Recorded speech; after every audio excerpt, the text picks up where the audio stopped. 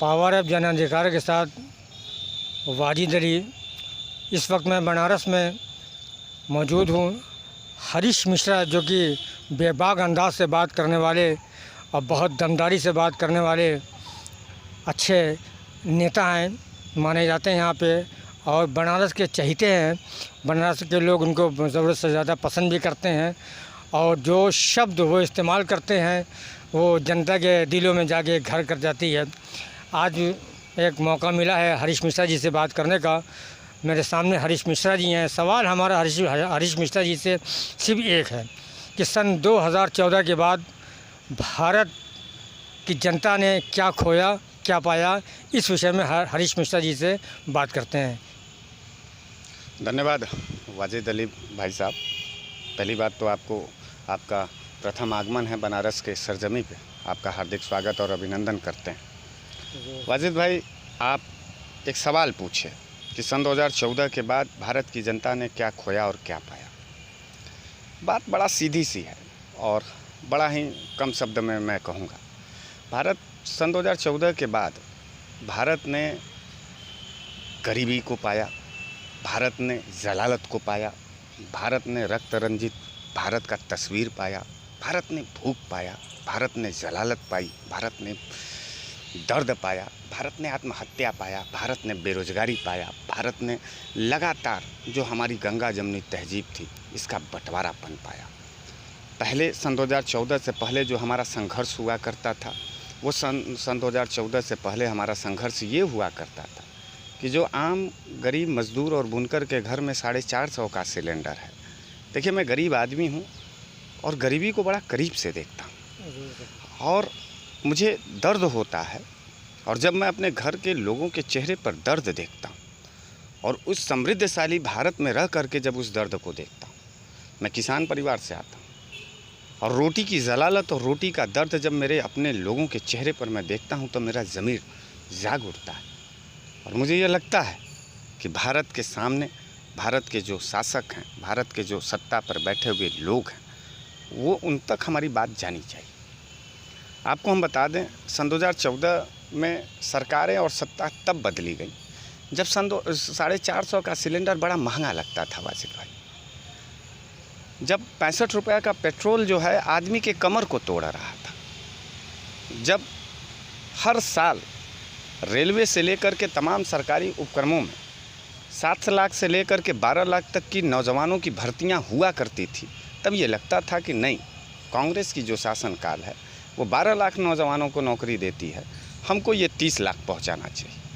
नरेंद्र मोदी जी गुजरात से निकल कर के आते हैं, पूरा हिंदुस्तान उनके रक्त रंजित इतिहास को भूल जाता है। गोधरा का वो कांड जो भारत के माथे पर कलंक का एक टीका है, उसको भी भूल जाता है और उसको ये लगता है कि अटल बिहारी वाजपेयी जी के बाद भारत के अंदर नरेंद्र मोदी जी का जो शासनकाल आएगा वो गरीबों के हक हुकूक के लिए आएगा, वो मज़दूरों, नौजवानों और किसानों के हक हुकूक के लिए आएगा। क्योंकि भारत की जो जनता है वो पूरी तरीके से आत्मीयता से जुड़ी हुई वो जनता है, भावनात्मक जनता है, मासूम जनता है। हम मानते हैं कि कांग्रेस पार्टी जो है इंग्लिश में ज़्यादा बोलती है। मातृभाषा में इंग्लिश में बोलने का मतलब ये होता है कि भारत उस समय वैश्विक स्तर पर जो है अपनी एक पहचान रखती थी और विदेशी ताकतों के सामने अपनी ताकत का एहसास कराने के लिए उनके ही भाषा में बोलना था। नरेंद्र मोदी जी पढ़े लिखे नहीं थे, उन्होंने हिंदी को अपना जो हथियार बनाया। हम हिंदी भाषी लोग, हमको ये लगा कि नरेंद्र मोदी जी हमारे भाषा में बात करता है। नरेंद्र मोदी जब शासन और सत्ता पर बैठेगा तो गरीब और मजलूमों की बात करेगा, उनके दर्द और उनके एहसास को वो समझेगा। लेकिन हमको ये नहीं मालूम था कि जब वो बनारस के सरजमी पर आएंगे और हमारी जो सबसे ज़्यादा, जिनको हम सबसे ज़्यादा प्यार करते हैं और जिनके आंगन में हम खेलते, जीते और जागते हैं और अपनी ज़िंदगी जीते हैं, बाबा काशी विश्वनाथ जी की ये नगरी है वाजिद भाई। यहाँ हम लोग जो है हर सवेरे शाम दोपहर हर वक्त दुख सुख सब में हर हर महादेव का नारा देते। इस बनारस के धरती और बनारस के लोगों ने नरेंद्र मोदी जी के ऊपर भगवान बाबा विश्वनाथ से भी ऊपर एक दर्जा बढ़ करके दिया, क्योंकि ये लोग जानते थे कि ये गरीब का औलाद है, चाय बेचने वाला है, ये गरीबों का दर्द समझेगा। ये मजदूरों और किसानों के भाषा को समझेगा। हम लोगों ने हर हर महादेव के जगह हर हर मोदी, घर घर मोदी का नारा दिया। आपको बता देना चाहते हैं, उसी दिन बनारस की सारी परंपरा गर्त में चली गई, उसी दिन बनारस की सारी सभ्यता दफन हो गई, जिस दिन हम हर हर महादेव का नारा छोड़ करके हर हर मोदी, घर घर मोदी का नारा लगा। नतीजा में क्या मिला? नतीजा में वाजिद भाई मिला क्या? सिर्फ इतना मिला कि जो किसानों की आत्महत्या का दर 7% हुआ करता था, आज 18% है। हम गरीबों के भावनाओं के साथ खेल करके नरेंद्र मोदी जी को क्या मिला? अडानी साहब जहां उनका जो है कि मात्र 5,000 10,000 करोड़ रुपए की उनकी व्यापारिक परिस्थितियां हुआ करती थी, आज लाखों करोड़ों रुपए में जो है कि उनकी परिस्थितियां। अंबानी साहब जो दुनिया के टॉप 10, आपको मैं बता दूं, ये जितने नाम मैं बता रहा हूं, अगर आप उनका सर्च करेंगे तो ये गुजराती लोग हैं, गुजराती मूल के लोग पाए जाएंगे। देखिए गद्दारी कैसे होती है राजनीतिक स्तर पर, और लूट तंत्र और अलगाववाद की रणनीति किस तरीके से नरेंद्र मोदी पूरे देश के अंदर डालते हैं। जब शासन और सत्ता चाहिए होती है तो तिरंगे का जो एक सभ्यता होता है, जहाँ पर सिर्फ एक नारा लगता था, हिंदू मुस्लिम सिख ईसाई हम हैं आपस में भाई, ये हम नारा नहीं दिया। ये नारा इस सरजमी में जितने लोगों का रक्त आज़ादी के समय सम्मिलित हुआ, और आप जहाँ ये इंटरव्यू ले रहे हैं, ये स्थान, इसको भारत माता मंदिर का प्रांगण कहा जाता है। ये भारत माता मंदिर पूरे भारत की एकमात्र ऐसी आस्था की मंदिर है जहाँ क्रांतिकारियों से लेकर के तमाम नौजवान अपने श्रद्धा से, अपने हृदय से इनके श्री चरणों में अपना माथा टेकते हैं और माँ के रूप में इनको पूछते हैं, अपने इस माटी को माँ के रूप में पूछते हैं। हमें नहीं मालूम था कि हमारे साथ इतनी बड़ी गद्दारी होगी, हमारी मासूमियत को इस तरीके से नीलाम किया जाएगा कि पहले तो शासन और सत्ता में बैठते ही नरेंद्र मोदी हिंदू और मुसलमान की लड़ाई लड़वाएं।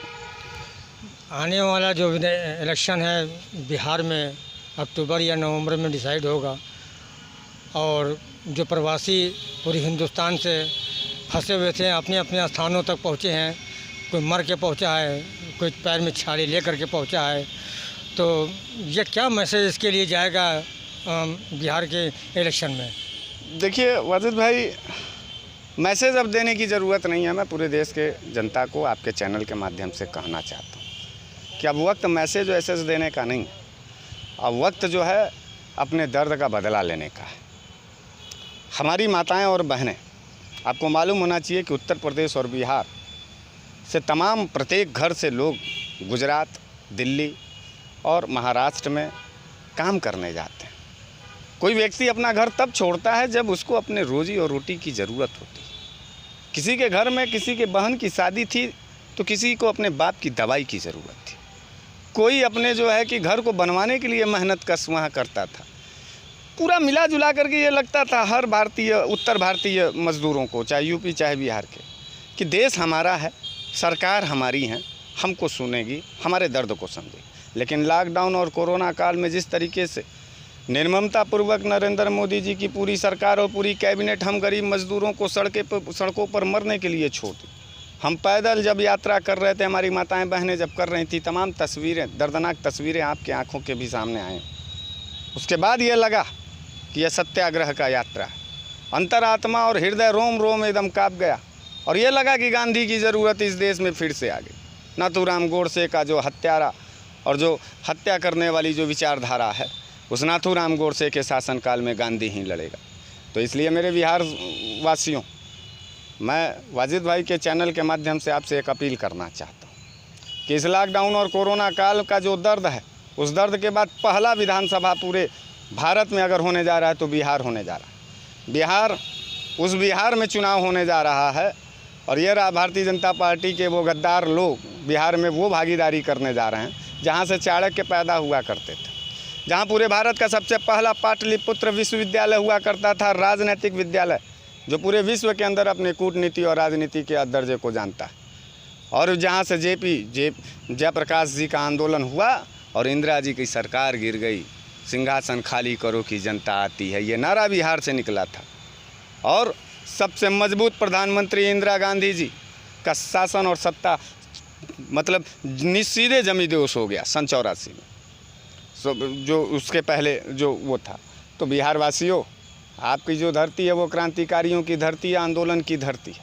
अगर आज आपकी बार जो है भारतीय जनता पार्टी बिहार विधानसभा में अपनी सरकार बनाती है तो निश्चित रूप से आपके ऊपर एक आरोप लगेगा कि पहला आज़ाद भारत का पहला गुलाम प्रदेश अगर होगा तो बिहार होगा। और अगर आपने जो है इन गद्दारों को शासन और सत्ता से बाहर ढकेलने का काम किया तो ये लगेगा तमाम नौजवान साथियों को और तमाम देश में बैठे हुए उन विपक्षियों को कि नहीं, गद्दारी का जवाब सिर्फ और सिर्फ सत्ता से बहाली ही नहीं, जमींदोज भी करके तमाम लोगों को जो है ख़त्म किया जाता है। इसलिए बिहार वासियों, आपसे सीधे निवेदन है कि बिहार को जो है पहले आज़ाद भारत का और पहला क्रांतिकारी राज्य बनाइए, जहां से एक इतिहास निकले। हमेशा इतिहास आप देते हैं। उत्तर प्रदेश की पूरी उम्मीद भरी निगाहें आपके तरफ हैं। जब दिसंबर में चुनाव होगा तो ऐसा ईवीएम का बटन दबाइएगा कि नरेंद्र मोदी और उसके जो खतरनाक और जो है रक्त रंजित और जो बंटवारे और अलगाववाद की राजनीति करने वाले ये भाजपाई हैं, इनका जो है राजनीतिक दमन हो, ये जमींदोज हो। एक सवाल हमारा आपसे है अभी और कि जिस तरीके से डीजल और पेट्रोल को लेकर के लखनऊ विधानसभा के सामने समाजवादी पार्टी के कार्यकर्ताओं ने एक छोटा सा धरना प्रदर्शन किया, किस तरीके से वहाँ पे इनके ऊपर लाठीचार्ज हुई, इसके बारे में आप क्या कहेंगे? देखिए, कहना तो उनको चाहिए, कहें तो उसको वाजिद भाई जो बात को समझे। बात कौन समझता है? बात पढ़ा लिखा समझता है, बात पारिवारिक आदमी समझता है, बात सामाजिक आदमी समझता है, बात कोई गुंडा नहीं समझता है, बात कोई अपराधी नहीं समझता है। उत्तर प्रदेश की जो शासन सत्ता में बैठे योगी सरकार के लोग हैं, ये पूर्णतः गुंडाई कर रहे हैं राजनीतिक स्तर पर। आपको हम बता दें, डीजल और पेट्रोल महंगा होना और उसका विरोध करना इस भारत के लोकतंत्र में बाबा भीमराव अंबेडकर साहब का लिखा हुआ वो कानून है कि जब जब इस देश और प्रदेश के अंदर अगर कोई जो है काला कानून और गरीबों के खिलाफ अगर कोई कानून बढ़ता है या कोई सवाल उठता है तो उसको सरकार सुनती है। तमाम सरकारें थीं। योगी जी पहले मुख्यमंत्री नहीं हैं आप उत्तर प्रदेश के।